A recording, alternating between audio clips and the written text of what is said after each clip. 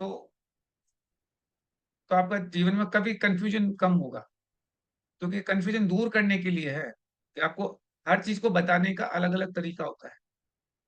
तो जैसे अबुद्ध से बोधनार्थम मुनीश्वर देशयन्ते देशयन्त्य भूतार्थम भूतार्थं व्यवहारमेव व्यवहारमेव केवलमवैति यस्तस्य देश नास्ति। नास्ति। गंधर आचार्य करुणा बुद्धि से, अभी यही बात है, करुणा बुद्धि से अपनी ये ना भूले भटके जीवों को निश्चय नय करने के लिए और व्यवहार न्याय का आलम्बन देते हैं, निश्चय न्याय का ज्ञान कराने के लिए व्यवहार न्याय का आलम्बन देते हैं। तो वो क्या है कि आपको समझाने के लिए व्यवहार न्याय का आलम्बन, जो तो ये चीज इसको समझना है कि अनादिकाल से जीव जो है संयोगी पर्याय में रहते हुए अनेक तरह से अज्ञानी व भूले भूल क्या हुआ कि अपन हमेशा पर्याय में रहते हुए आ रहे हैं अनादिकाल से, अपन शरीर में ही है अनादिकाल से। तो अपन के अज्ञानी और भूल वाले बन रहे हैं। उनमें से कितने ही जीव ऐसे हैं जो तत्वों का नाम और स्वरूप तक नहीं जानते, उन्हें कुछ नहीं पता। कई लोगों को, कितने जीव ऐसे मिलेंगे जो नाम और स्वरूप तक नहीं जानते, ना उन्हें द्रव्य गुण पर्याय का ज्ञान है, ना निश्चय व्यवहार का ज्ञान है, ऐसे भोले हैं। तथा कुछ तो घर ऐसे में भी देख हैं, लो, किसी को पता नहीं हाँ घर में ही देख लो है। तो ये ना द्रव्य गुण पर्याय का कुछ पता है, ना निश्चय न व्यवहार का कुछ बोले हैं। तथा कुछ ऐसे भी हैं जो तत्वों के नाम लक्षण भेद आदि सब जानते हैं, जानते सब कुछ है कि लक्षण क्या है, तत्व क्या है ना, किंतु विपरीत बुद्धि या श्रद्धा होने से भूले हुए हैं। लेकिन उनकी विपरीत बुद्धि फिर भी काम कर रही है। ठीक है, ये सब तो ठीक है, पर ये तो करना पड़ेगा ही, बस ये तो करना ही पड़ेगा, सब चीज करना पड़ेगा, करना तो फिर तो वो चीज आपको विपरीत बुद्धि फिर भी बैठी हुई है। उन सबको ठीक ठीक समझाने के लिए आचार्य उपाय बता रहे हैं।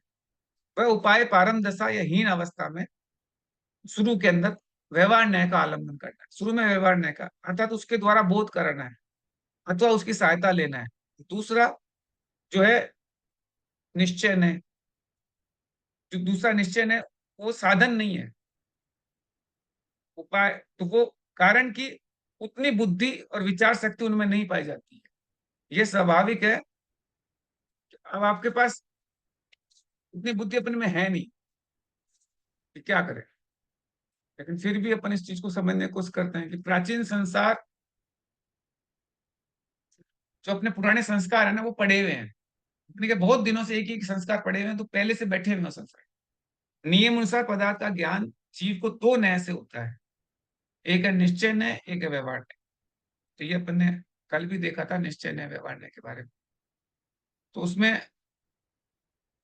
ये चीज आई कि जो व्यवहार न्याय है वो असत्य नकली भूतार्थ स्वरूप का बोध कराता है, ये मूल भेद है। अतः व्यवहार न्याय प्रारंभ में काम चलो अस्थायी साधन है, शुरू में अस्थायी साधन है ये व्यवहार न्याय, लेकिन है अवश्य है। ऐसे नहीं कि हे, और निश्चय न्याय हमेशा कार्यकारी या स्थायी साधन है, इसलिए उपादेय है। हे का मतलब उसको लास्ट में छोड़ना है, निश्चय न्याय को लास्ट में पकड़ना, उपादेय है। फलतः व्यवहार न्याय का प्रयोजन जब तक उसकी सहायता से निश्चय का पदार्थ का असली स्वरूप का ज्ञान नहीं हो जाता तब तक के लिए है, तो उसके लिए तब तक ये है, उसके आगे नहीं है। हमेशा के लिए उसका अवलंबन प्रयोजन नहीं है। निश्चय न्याय का उद्योत होने पर वह स्वयं तिरोहित या अनावश्यक हो जाता है। कौन? व्यवहार न्याय। व्यवहार न्याय अपने आप ही वो आलम्बन की प्रयोजन, आलम्बन या प्रयोजन का नहीं रहता है। कारण कि निश्चय न्याय स्वयं स्व सहाय है, पर सहाय नहीं है। निश्चय न्याय तो क्या खुद का ही है वो, स्व सहाय है, पर का सहाय नहीं। तभी तो स्वाश्रितो निश्चय पराश्रितो व्यवहार कहा जाता है। सारांश में व्यवहार की उपयोगिता सार्थकता तभी तक है जब तक निश्चय न्याय का राज्य नहीं होता। जिस प्रकार मलेच्छ भाषा का उपयोग तब तक किया जाता है जब तक कि जीव आर्य भाषा नहीं जाता, ये अपन ने कल देखा ही था कि अपन तब तक ये काम आता है। तो फिर व्यवहार न्याय के अपन ने भेद देखे थे कि वेदार्थ क्या क्या भेद होते हैं इसमें। तो अपने पास तीन तरह के भेद निकलते हैं। पहला वेदाश्रित भेद स्वरूप, दूसरा पर्याश्रित और तीसरा पराश्रित निमित्त दिन माने। इन तीनों को अब अच्छे से समझा रहे हैं। पहली चीज है जिसको बोलते हैं अपन शुरुआत में वेदाश्रित, तो वेदाश्रित में व्यवहार न्याय को, जब तक कोई अज्ञानी मनुष्य जीव के निश्चय स्वरूप को जानना चाहता है, और यदि उसमें एकदम प्रारंभ में यह बताया जाए कि जीव निश्चय रूप से एकत्व विभक्त है इत्यादि, तब बिना दिखाए या व्यवहार न्याय की सहायता व अवलंबन लिए उसके बगैर अनंत काल तक वह जीव द्रव्य को नहीं जान सकता, यह पक्का है। इसीलिए प्रारंभ में जीव को ज्ञान पराश्रित व्यवहार न्याय का आश्रय लेकर कराया जाता है। शुरू में आपको जो भी ज्ञान किया जाएगा वो पर्याय पे आश्रित करते हुए बताया जाएगा।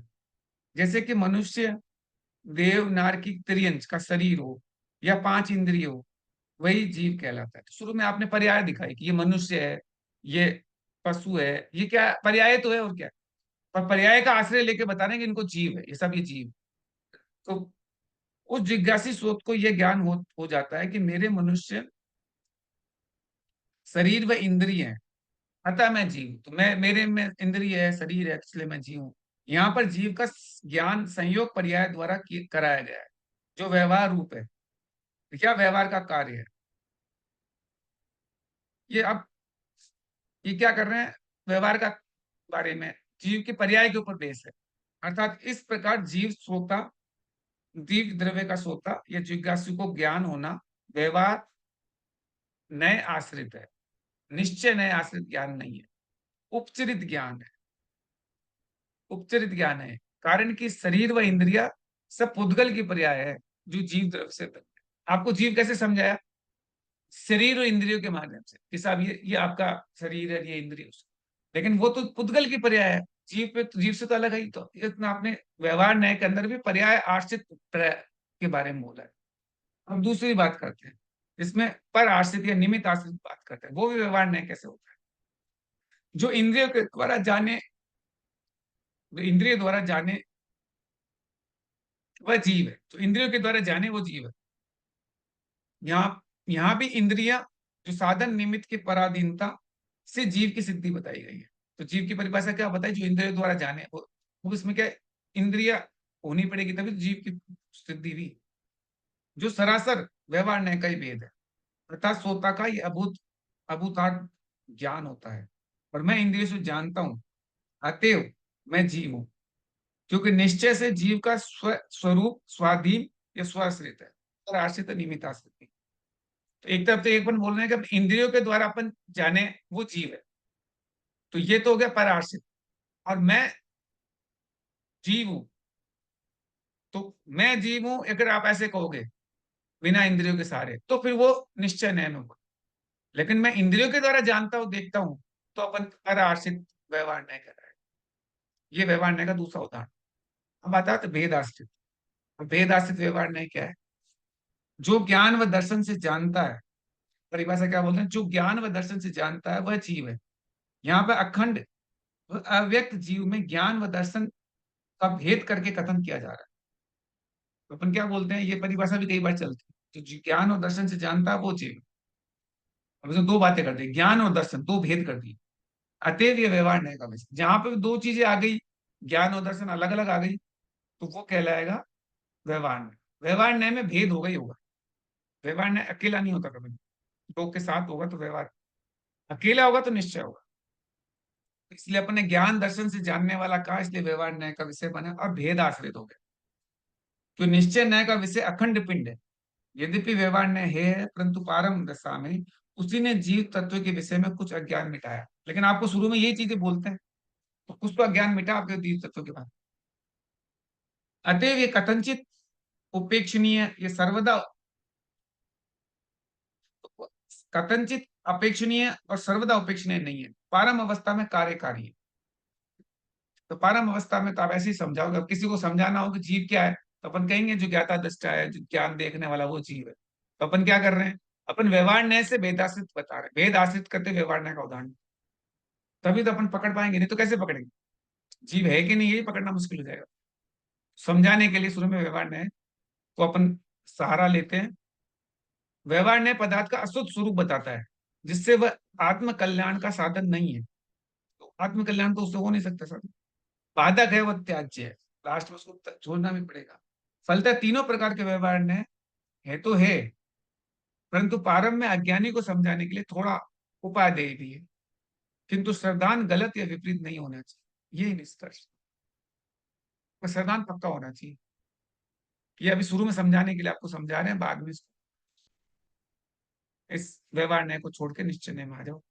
शुद्ध व विभाव रूप प्रवृत्ति या क्रिया रूप परिणमन का उपादेय या आत्महितकारी ना मानकर निमित्त या उपाधि रूप ही मानना और वस्तु स्वभाव पर हमेशा दृष्टि रखना, उसको नहीं हटाना, अर्थात पर विभाव की ओर दृष्टि नहीं जाने देना। मेन चीज यही है। तो पर की ओर दृष्टि नहीं जाने देना ही मूल में भूल नहीं करना है, और निज स्वभाव से दृष्टि को विचलित करना ही मूल में भूल या अपराध है। ये ध्यान रखना चाहिए। फलतः असंयम या संयम द्रव्य भाव रूप दोनों बंध के कारण या निमित्त है, विकार है। अतएव ज्ञानी वीतरागी को उनको भी त्याग देना चाहिए। वे ज्ञाता दृष्टा मात्र स्वस्थ होता है, एकाकी स्वरूप में रमता। जो विपरीत, इसके विपरीत अब बात करें, इसके विपरीत जो केवल व्यवहार नए आलम्बी अशुद्ध ज्ञानी व अशुद्ध आचरणी है, वे जिनवाणी के उपदेश के पात्र नहीं है, क्योंकि वे उसको समझ नहीं पा सकते, ना उनको रुचि होती है, ये खराबी उनमें पाई जाती है, तब उन्हें उपदेश देना ही व्यर्थ, अथवा कभी कभी उसका उल्टा फल भी होता है। फलतः संयोगी पर्याय में होने वाली प्रवृत्ति या क्रिया को वस्तु का परिणमन निश्चय रूप समझते हुए उसके द्वारा अपनी आत्मा का कल्याण नहीं हो सकता है, ऐसा दृढ़ सिद्धांत करना और हे को हे और उपादेय को उपादेय मानकर कार्य करते रहना मना नहीं है। यह तो वस्तु स्थिति की मर्यादा है, उसको सम्यक दृष्टि, ये चीज समझनी है कि उसको सम्यक दृष्टि नहीं तोड़ सकती, उसका यह पालन या रक्षा हमेशा करती है। अतः सम्यक दृष्टि उच्च है। कोई भी सरागी जीव सहयोगी पर्याय में रहते हुए सब तरह का व्यवहार कार्य करना नहीं छोड़ सकता। जैसे अपने ऊपर के सारे तरह का व्यवहार छोड़ दो, अपन छोड़ नहीं सकते, क्योंकि उसको करता हुआ उससे सदा विरक्त या उदासीन रहता है, तथा यथाशक्ति उसे छोड़ता भी रहता है, यही विशेषता। हर चीज आप करते रहो, लेकिन उदासीन और रुचि रहित करते हुए करना है। करने की मनाही नहीं है, व्यवहार में आप करोगे, चीजें सारी करोगे, लेकिन उदासीन होके। उपसंहार लास्ट में, व्यवहार न्याय के ज्ञानी को ही निश्चय न्याय का ज्ञान या आचरण होता है। जो व्यवहार न्याय का ज्ञानी होता है उसी को निश्चय न्याय होता है, परंतु उसका तरीका पूर्वोक्त प्रकार का ही है, अन्य प्रकार का नहीं। जो पूर्वोक्त में 3 तरह का ही होता है व्यवहार न्याय का। पहले व्यवहार न्याय का आलंबन करते कराते हुए आत्मा को जैसे अरूपी अदर्श पदार्थों का रूपी दृश्यमान शरीर आदि साधनों द्वारा ज्ञान किया जाता है। शुरू में आप अरूपी का ज्ञान कैसे दोगे? रूपी पदार्थ से, जैसे अपन शरीर आदि के द्वारा बताएंगे, जो कि यद्यपि अशुद्ध व्यवहार ज्ञान, तथापि मुख्य लक्ष्य निश्चय का ज्ञान कराना होता है। तो ये आपको अपन क्या कर रहे हैं? ज्ञान निश्चय का करवा रहे हैं, लेकिन सारा किसका ले रहे हैं? शुद्ध शरीर का, शरीर का सारा लेके, इसमें जीव है, इसमें ये है। तो वह धोखा देना या मायाचर्य कपट करना नहीं कहा जा सकता कि आप तो मायाचर्य कर रहे हो, धोखा दे रहे हो, वो चीज नहीं है। बल्कि उस जिज्ञासी जीव को उसकी योग्यता के अनुसार सांत्वना या तसल्ली देना है, जिससे वह घबरा ना पाए। नहीं तो घबरा जाएगा कि अभी क्या बात कर रहे हो। तो उसको शांति तसल्ली देने के लिए थोड़ा व्यवहार न्याय का सहारा लेना। प्योर निश्चय न्याय में तो वो बेचारा घबरा जाएगा। ऐसे करते करते जब तक जिज्ञासु स्वयं ही निश्चय नए रूप सत्य ज्ञान प्रस्फुटित होता है, तब अपने आप वह निश्चय व्यवहार को समझ लेता है और पहले के हुए ज्ञान को अशुद्ध ज्ञान जानकर उसे छोड़ देता है, क्योंकि वह तो शरीरादिक साधनों को ही जीव जानने का ब्रह्म ज्ञान था। ऐसा भेद ज्ञान उसको प्रकट हो जाता है, बाद में उसको छोड़ देता है। शुरू में वो सहारा लेता है, बाद में जब उसको पता चल जाता है तो फिर वो भेद ज्ञान जब मजबूत हो जाता है तब छोड़ देता है।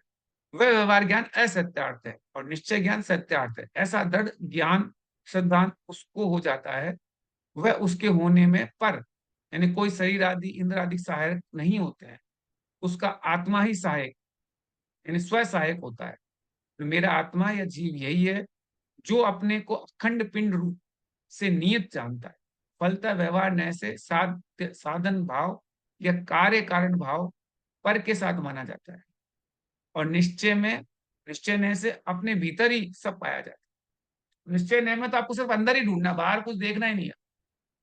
मिटे पर की प्रवृत्ति सब, तो पर की प्रवृत्ति सारी खत्म हो जाती है, वो अंदर ही आ जाता है।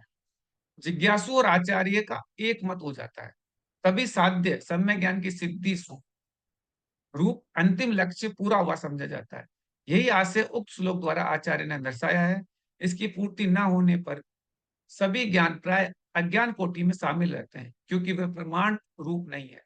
हित की प्राप्ति और अहित के परिहार कराने में समर्थ ज्ञान ही प्रमाण माना जाता है, और यह सम्यक ज्ञान ही है।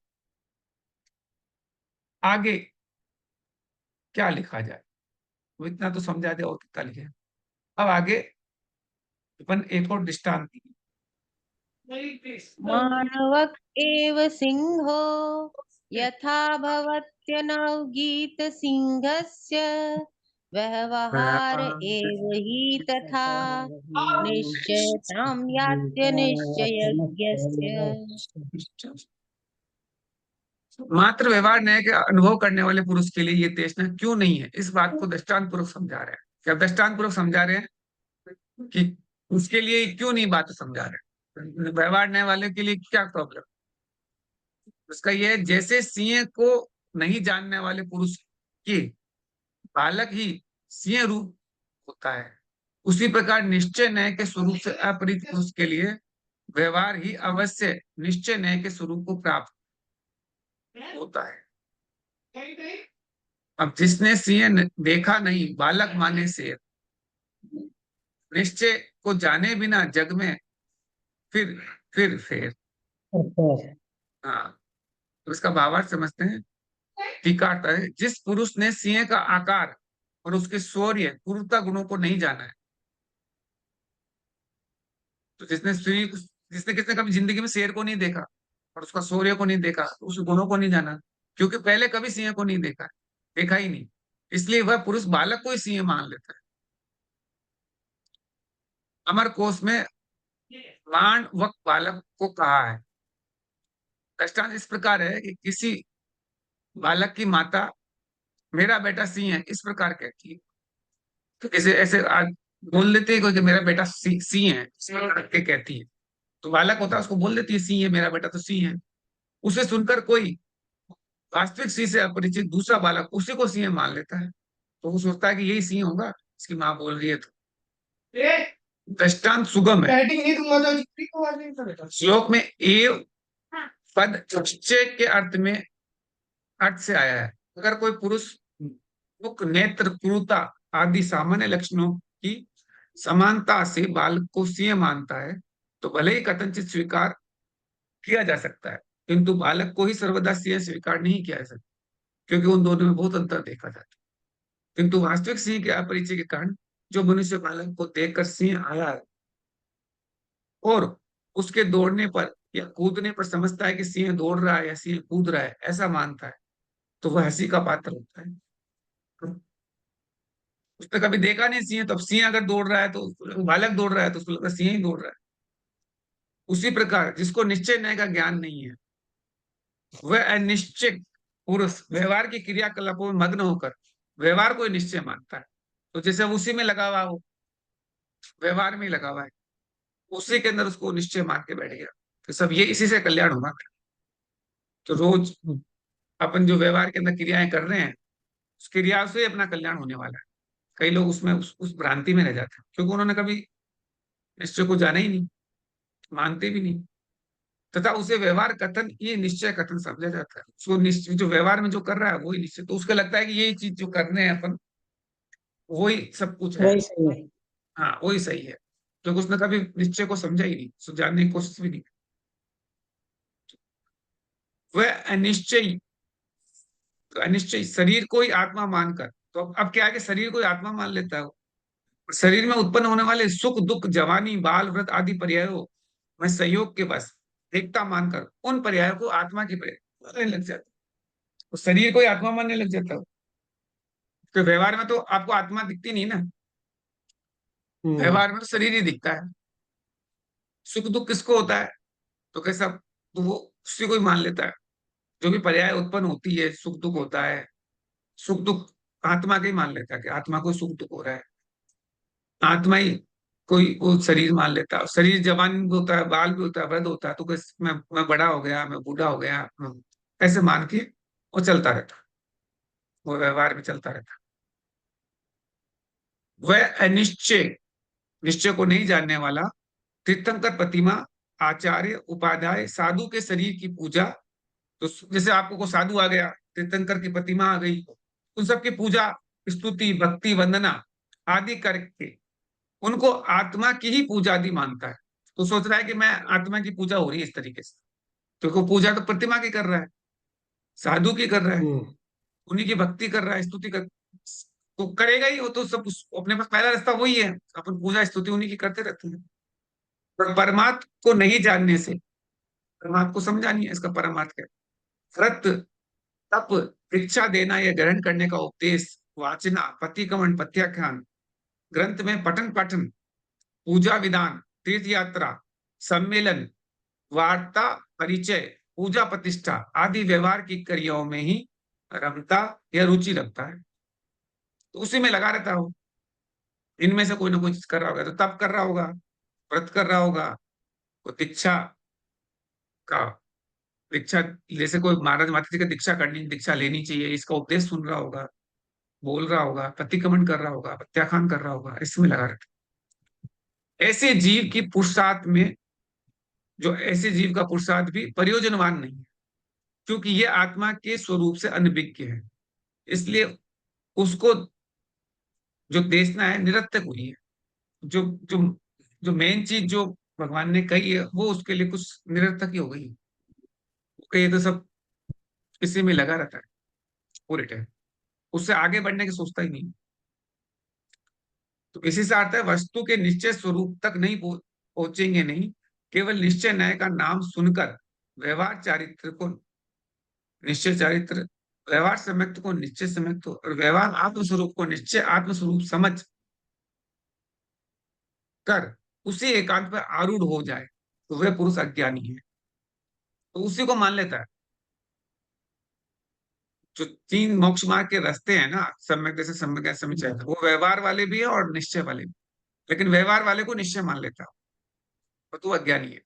ऐसी अज्ञान दशा में आचार्यों के उपदेश का प्रभाव नहीं पड़ता है, इसलिए वह आत्मा उपदेश के पात्र नहीं होता, तो उसको कोई फायदा नहीं उसको उपदेश देने का, तो उसी में उलझा रहे। अब उसके आगे 8वें नंबर का पढ़ते हैं, इसको पढ़ते हैं 7 नंबर। माणवक एव सिंहो यथा भवत्यनवगीत सिंहस्य व्यवहार तथा निश्यन्ताम् यात्यनिश्चयज्ञस्य।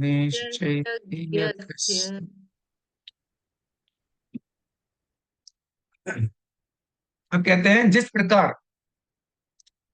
किसी आदमी को सच्चे शेर का ज्ञान नहीं होता है, परंतु कि वह जिज्ञासा जरूर है कि वह बिल्ली को ही सच्चा शेर मान लेता है और कथनचित संतुष्ट भी हो जाता है, उसी तरह जिस जीव को निश्चय का यथार्थ ज्ञान नहीं होता है, वह जीव व्यवहार को निश्चय मान लेता है और संतुष्ट हो जाता है। जिसने सचमुच का शेर नहीं देखा है, वो बिल्ली को शेर मान लेता है, संतुष्ट हो जाता है। उसी तरीके से जिसने कभी निश्चय को नहीं देखा है, उसका ज्ञान नहीं होता है, और वो व्यवहार को निश्चय मान लेता है और संतुष्ट हो जाता है। भावार्थ है, अनादि से व्यवहार को निश्चय मानने वाले जीव संसार में बहुधा पाए जाते हैं। वे भूले भटके जीव अज्ञानी जीव है, कारण कि उनको निश्चय का ना तो ज्ञान है ना महत्व है। व्यवहार दृष्टि ही उनकी सदैव रहती है, उनके सामने निश्चय जैसी महत्वपूर्ण कोई वस्तु है ही नहीं। जिस प्रकार अज्ञानी या बालक के सामने सच्चा शेर न होने से बिल्ली के बच्चों को ही शेर समझता है, ऐसी स्थिति में कभी उद्धार या भला नहीं हो सकता। सच्चे शेर के जाने बिना नकली शेर को जान लेने मात्र से उसको शेर का सच्चा ज्ञान नहीं हो सकता। नतीजा यह होता है कि उसकी नकली धारणा इतनी मजबूत हो जाती है कि कदाचित सच्चे शेर का प्रत्यक्ष दर्शन होने पर भी वह उसको सच्चा शेर नहीं मानता है, झूठा मानता है। यानी उसको सच्चा शेर सामने आ भी जाएगा ना, उसको सच्चा शेर मानेगा नहीं, तो उसको विश्वास बिल्ली को ही शेर मानने लग गया हो। अतः जब तक निश्चय, सत्य का दर्शन व ज्ञान ना हो, तब तक वह किसी तरह व्यवहार या असत्य को अपनावे। शुरू में अपना ले जब तक ज्ञान नहीं हो, किंतु जब सत्य का दर्शन व ज्ञान हो जावे, तब व्यवहार रूप धारणा या मान्यता को छोड़ देवे या छोड़ देना चाहिए। यह हास्य, यह रहस्य है। यही बात जीव कांड में, गोमट सार में श्री नेमिचंद आचार्य ने लिखी है। ये जीव कांड में भी यही बात लिखी हुई है। तद अनुसार मिथ्या या व्यवहार श्रद्धा तुरंत छोड़ देनी चाहिए, हट नहीं करना चाहिए। वही भद्र परिणामी समझा जाए। जैसे कि जब तक असली शेर का दर्शन या प्रत्यक्ष ना हो, तब तक भले ही नकली शेर या बिल्ली को तसल्ली के लिए सच्चा शेर मानता रहे, किंतु जब सच्चे शेर का दर्शन या प्रत्यक्ष हो जाए, तो वह भ्रम या अज्ञान छोड़ देना चाहिए, अन्यथा वह मूर्ख ही कहलाएगा और धोखा ही खाएगा। उससे लाभ या मनोरथ की सिद्धि ना होगी। यह तथ्य है। कदाचित परीक्षा के समय नकली शेर दूसरे असली शेर का मुकाबला नहीं कर सकेगा, ना अपनी व दूसरों की वह रक्षा भी कर सकेगा। दूसरे जबरदस्त या बलवान को देखते ही भाग जाएगा इत्यादि। तब बिल्ली के सामने कोई शेर आएगा तो भाग ही जाएगी ना, क्या होगा। उसी तरह प्रकृति में भी समझ लेना चाहिए, जिससे जैसा कि व्यवहार रूप सराग, सम्यक दर्शन, सम्यक ज्ञान, सम्यक चरित्र, दो चीज होते हैं। सराग, सम्यक दर्शन, सम्यक ज्ञान, चरित्र शुरू में व्यवहार वाले। भाव द्रव्य शत्रु, यानी कि क्या है, रागादिक विभाव, भाव व द्रव्य कर्म नष्ट नहीं हो सकते। उससे आपके ये, इस व्यवहार से आपका ये जो रागादिक भाव कभी खत्म नहीं हो सकता। व्यवहार के अंदर आप करते रहो, लेकिन कभी भी आपके रागादिक जो भाव विभाव कभी नष्ट नहीं होंगे। आप कितना ही उसमें व्यवहार में करते रहो, न आत्मा की उनसे रक्षा की जा सकती है, किंतु निश्चय वीतराग रूप सम्यक दर्शन आदि से ही कर्म शत्रु का क्षय या विनाश होकर आत्मा की रक्षा होती है और मोक्ष होता है इत्यादि। अतएव निश्चय ही उपादेय हितकारी है, ऐसा समझकर उसका ही अवलंबन या ग्रहण करना चाहिए। उससे कभी धोखा ना होगा, हमेशा लक्ष्य या साध्य की सिद्धि होगी। अब कहते हैं कि मुना अधिक क्या लिखा जाए। आचार्य का दिया हुआ शेर दृष्टांत बिल्कुल सही बैठता है।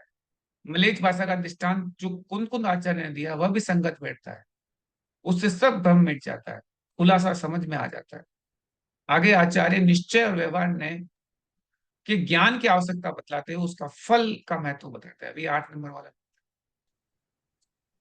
व्यवहार निश्चयो यः प्रबुद्ध्य तत्त्वेन भवति मध्यस्थ प्राप्नोति देशनायास एव फलं विकलं शिष्य।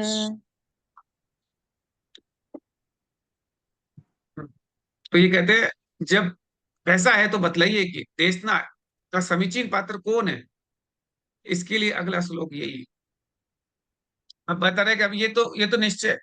वो कह रहे व्यवहार वाले तो पात्र नहीं है, तो पात्र है कौन ये तो बताओ। तो फिर आगे बता रहे हैं, जो जीव व्यवहार और निश्चय नय को वस्तु स्वरूप के द्वारा यथार्थ रूप से जानकर मध्यस्थ होता है।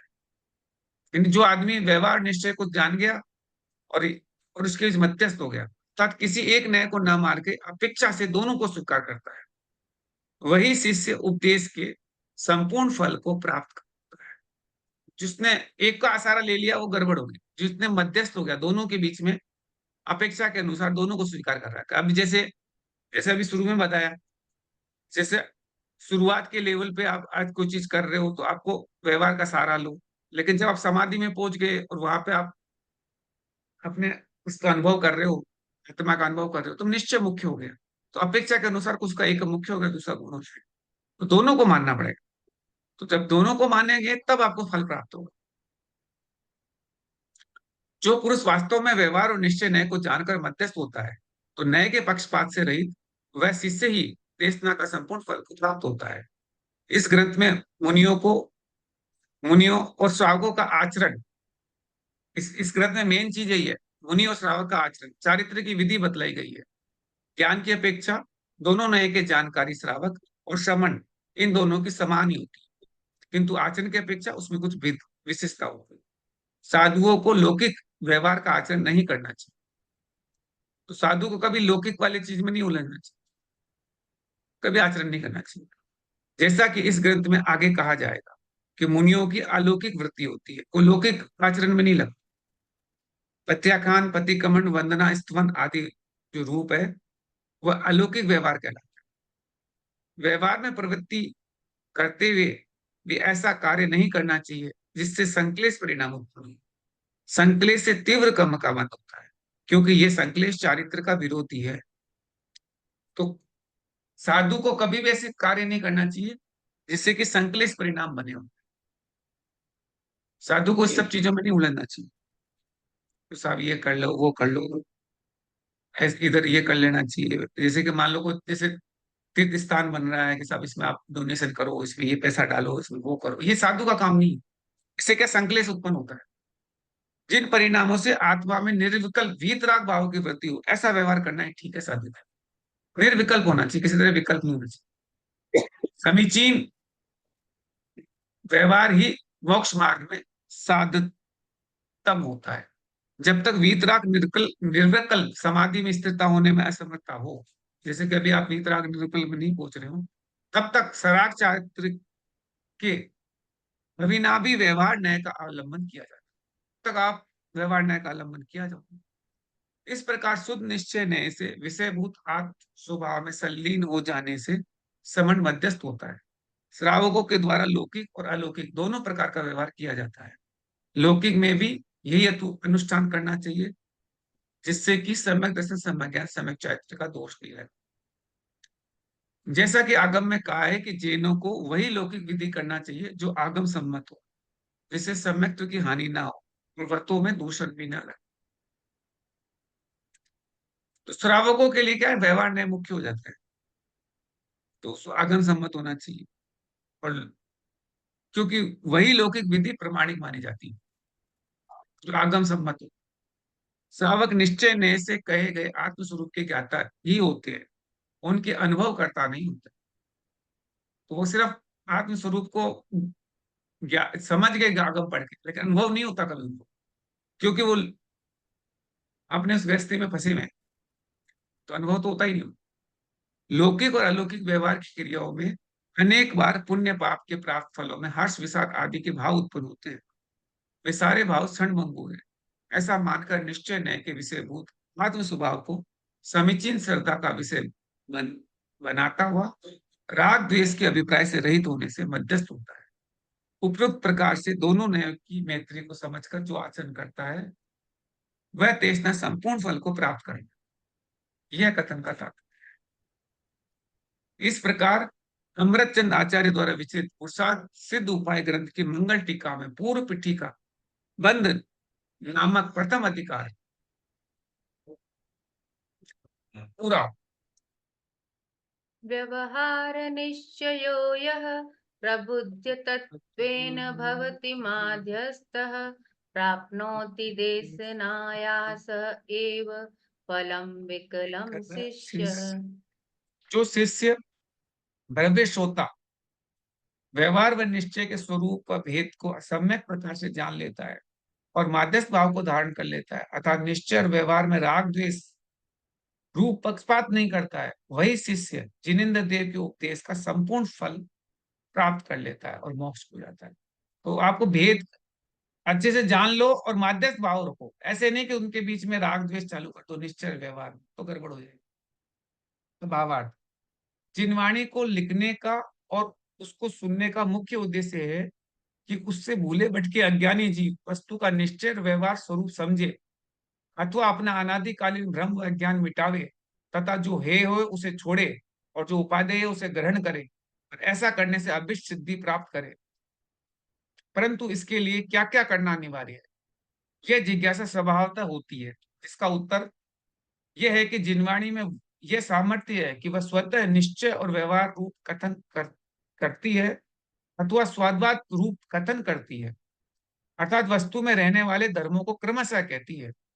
जिनवाणी में यही खासियत है, स्वादवाद रूप से जो वस्तु के धर्म एक एक करके बताते थे, क्रमशः कहती है, क्योंकि उसमें यह सामर्थ्य नहीं है कि एक बार में सब धर्मों को कह सके। आपको कहे सारे धर्म एक साथ बोल ले तो आप कह नहीं सकते, आप क्रम से ही बोल सकते हो। अतः वह सभी धर्म एक ही आधार में परस्पर मेल से रहते हैं।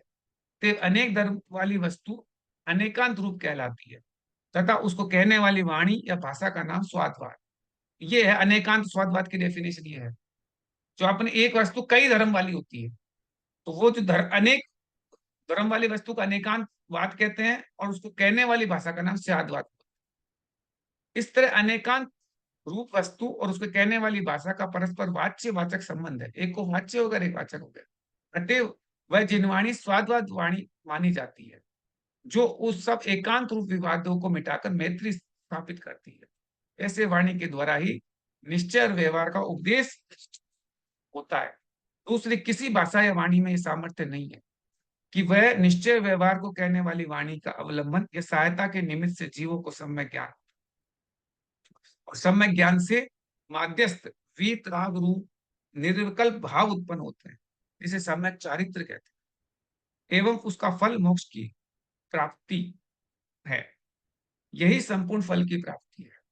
संक्षेप में ऐसा समझना चाहिए कि इन सब के मूल कारण जिन देशना निश्चय और व्यवहार का उपदेश है, उसके बाद निश्चय व्यवहार का सूत्रानुसार जानना है, तो उसके पश्चात माध्यस्थ भाव का होना है। तीन चीजें हो गई कि भगवान की जो उद्देशना है वो है निश्चय और व्यवहार का उपदेश है। दूसरी, उस निश्चय व्यवहार को सूत्र के अनुसार जान लो। तीसरी, अब उसके बाद उसका माध्यस्थ भाव ले लो। ये तीनों चीजें आपको करनी पड़ेगी। इस तरह तीनों का परस्पर अनुस्यूतता संबंध है। ये आपस में इस तरीके से तीनों जुड़े हुए हैं। देशना के अविकल फल आत्म कल्याण या जीवों के उद्धार के लिए तीनों अनिवार्य है, किसी की भी त्रुटि नहीं होनी चाहिए। ऐसी स्थिति में सम्यक दृष्टि को स्वादवाद रूप जिनवाणी एवं निश्चय व्यवहार का ज्ञाता और माध्यस्थ परिणामी अवश्य होना चाहिए। तीन चीजें हो गई, एक तो जानवाणी जो कि स्वादवाद रूप है, और दूसरा निश्चय व्यवहार का ज्ञान सूत्रात्मक, और तीसरा माध्यस्थ परिणाम, परिणाम माध्यस्थ होना चाहिए। तभी वह मोक्ष मार्गी और मोक्षगामी परम सुखी महत्वपूर्ण फल वाला हो सकता है, अन्यथा नहीं। ये सारांश है। फलतः जिन तृष्णा के प्राप्त होने पर जिन जीवों के हृदय में परिवर्तन नहीं होता है, मिथ्या श्रद्धा नहीं छोड़ता है, तो कभी संसार से पार नहीं होते। उनको न जिनवाणी का ज्ञान होता है, न वह स्वादवाद को जानते हैं, न उनको निश्चय व्यवहार का ज्ञान होता है, और न ही माध्यस्थ भाव। ये तरीका है पकड़ने का। जिसका श्रद्धान पक्का नहीं होगा ना, तो वो माध्यस्थ भाव भी नहीं रखेगा, वो एक को पकड़ के बैठ जाएगा कस के, या तो जो उसका श्रद्धान है उसी में मिथ्या में उल्टा गए। अब निश्चय व्यवहार के संबंध में निर्णय, तो ये समय सार की कथा है। इसमें कहते हैं कि निश्चय रूप से व्यवहार न है या निषिद्ध है, क्योंकि उससे मोक्ष नहीं होता है, किंतु निश्चय न उपादेय है, कारण कि उसमें उसके आलम्बन से मुनि मोक्ष को जाते हैं, अर्थात मोक्ष को प्राप्त कर लेते हैं इत्यादि लाभ। अब व्यवहार ने कि भेदों में भेद, और भेदों के भी भेद कहते हैं। एक होता है लोक व्यवहार, अनेक तरह की क्रिया रूप होता है। एक होता है शास्त्र व्यवहार, जिसके परार्शित आदि तीन भेद हो जाते हैं। अपन अभी बात करे थे ना, परार्शित और ये सब भेद हो गए, वो शास्त्र व्यवहार। मोक्ष भाग में वही बाधक है, लोक व्यवहार बाधक नहीं होता है। ये तात्पर्य है। व्यवहार में कोई दिक्कत नहीं है, कौन से लोक व्यवहार में, पर ये जो शास्त्रों में व्यवहार में चक्कर पड़ता है ना, वो बहुत बात। अब निश्चय और व्यवहार में, व्यवहार में भूल और कारण कार्य में भूल क्या क्या है वो बताया। संसार में बहुत से जीव ऐसे हैं जिन्हें नयों का, अर्थात निश्चय नय, व्यवहार नय, द्रव्यार्थिक नय, प्रार्थिक नय तो ज्ञान नहीं है, किंतु एक सामूहिक मिथ्या ज्ञान या अज्ञान पाया जाता है, जिससे वह शरीर और जीव को एक मानते हैं। अतएव बहिरात्मा कहलाते। जो कई तरह के जीव मिल जाएंगे जो बहिरात्मा है, वो शरीर और आत्मा को एक ही मान लेते हैं। उनका ख्याल या मान्यता ऐसी है, जब शास्त्रों में लिखा है और उपदेश दिया है कि जीव शुद्ध है, शुद्ध नहीं, तब उसको शुद्ध करने के लिए क्रियाकांड या उपवास आदि तपस्या क्यों किया जाए? व्यर्थ है। तो क्यों फालतू के अंदर उपवास करो, क्यों फालतू में विधान करो, क्यों पूजा करो, क्यों अभिषेक करो, ये सब व्यर्थ है। यानी पिष्टस्य पेषणम व्यर्थम, व्यर्थम, ये न्याय है।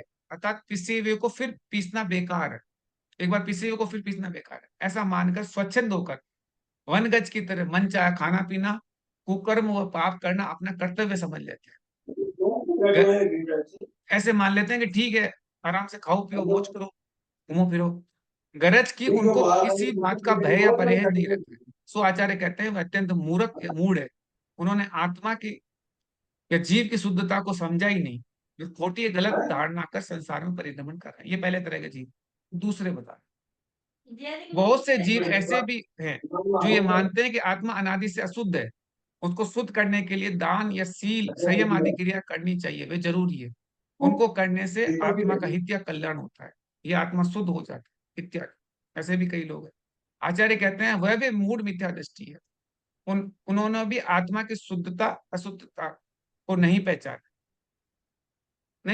वे एवं भूले, तो वो ऐसे ही इसमें लगे रहेंगे, तो वो भी थोड़ी सी गड़बड़ कर रहे हैं।